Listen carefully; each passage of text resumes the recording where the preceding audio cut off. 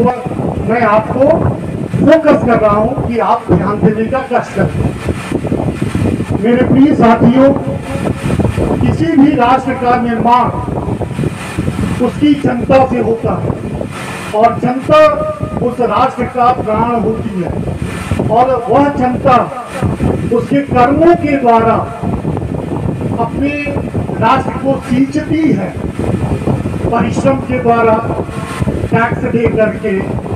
तो जनता कैसी होगी वैसा ही देश होगा, ये धर्म कहता है। और धर्म हमें क्या शिक्षा देता है कि हम क्या करें क्या ना करें।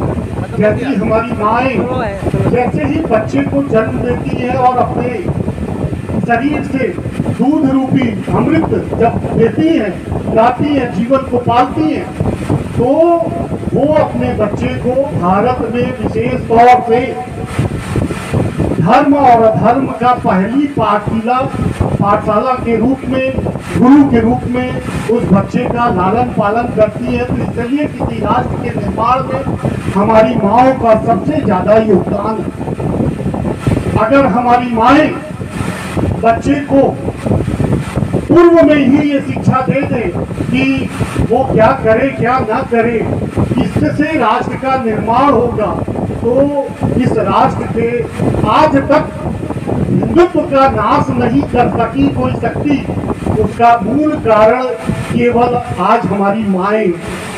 उन माओं का हमें तहे दिल से धन्यवाद देना चाहिए जिन्होंने सत्ता के खिलाफ भी जा करके धर्म क्या है अधर्म क्या है अपने बच्चों में लालन पालन के रूप में वो शिक्षा दे दी, जिसकी वजह से आज भारत भारत है, नहीं तो ये मुस्लिम राष्ट्र हो जाता।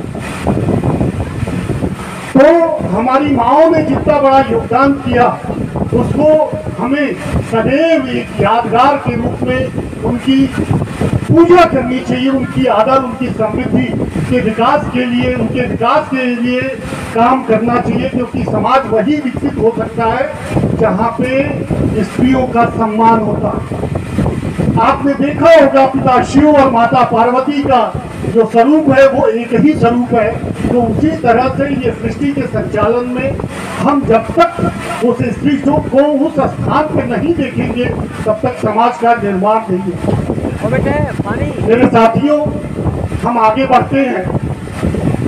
आप जब तक इस राष्ट्र की जो मेन जो शक्ति है वो है धर्म और सत्य और न्याय। किसी राष्ट्र को अगर बर्बाद करना है तो कुचक्र करके उस राष्ट्र से इन तीन शक्तियों का अंत किया जाता है।